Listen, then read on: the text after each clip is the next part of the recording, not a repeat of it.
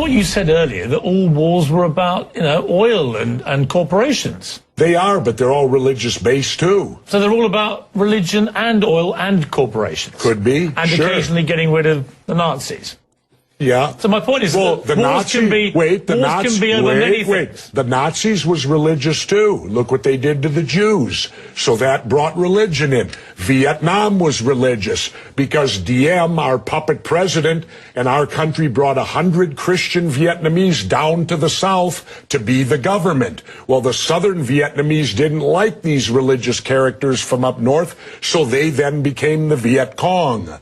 So all wars, pretty much in my lifetime, have had some religious basis, but certainly big business gets in there because wars are very profitable to certain big businesses. And of course, big business needs to be in the Middle East so that we can get the oil out of the Middle East, so we can get the lithium out of Afghanistan. You know, they discovered a vein of lithium there they say is worth $1 trillion. Well, what is lithium used for? Every cell phone, computer, and soon to be electric cars. Let's talk about why we're really there. We're not there. How does any of these wars affect our freedom in any way? The United States is not in any threat. They're not going to do a Normandy invasion on us, Al-Qaeda in Virginia. Yeah, but hang on, you're being slightly naive, aren't you? Because I'm not being naive, sir. I think you are being naive. No. Because I think that it's clear one of the main reasons that America went into Afghanistan was to try and get Al-Qaeda dismantled, the organization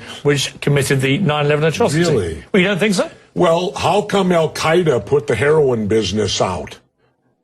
They took all the poppy growers and stopped the production of heroin. What would you have done? Wait, now how much of that illegal heroin was propping up the international banks with laundered money, and when it dried up, the first recession happened? Well, now that we're back in there, we aligned with the poppy growers, and the heroin business is back up full swing again. I thought we fight a war on drugs here. All right, Jesse, we're not. What would you have done on September the 12th, 2001? What would you have done if you'd been president?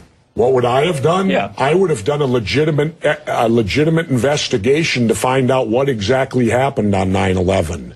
How did they know who did this so quickly like they did Lee Harvey Oswald?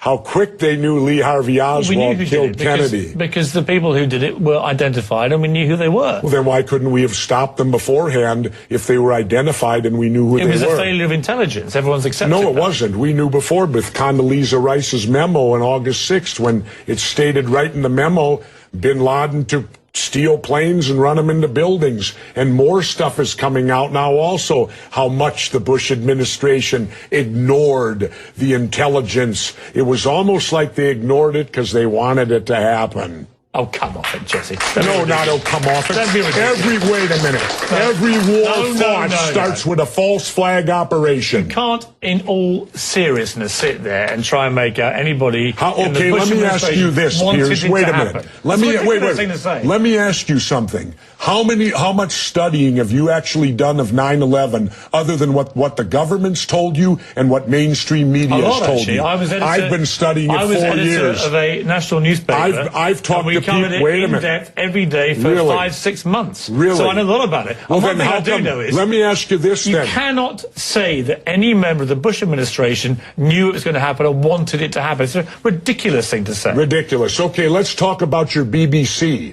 I have a tape of a BBC reporter broadcasting directly back to England talking about a third building has collapsed. World Trade Center Building 7 talks for 7 minutes.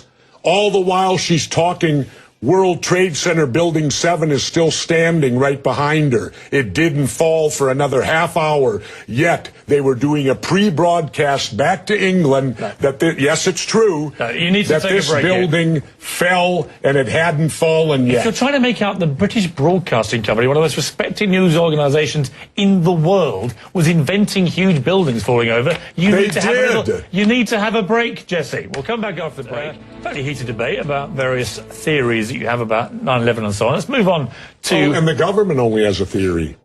Right, well, the government has No, factual... this is a theory. Their theory is 19 Islamic radicals armed with box cutters defeated our multi-billion-dollar air defense system, all while conspiring with a bearded guy in a cave in Afghanistan. That is exactly what That's happened. their theory. No, that's not a theory, it's a fact. That's their theory. No, Jesse, that's a fact. I think you make some very sensible points, and you make some crackpot points. That's your opinion. Yes. How many people here think I make crackpot points? Yeah? One. How many think I make sensible points? You're in a minority, my good friend. You're the minority.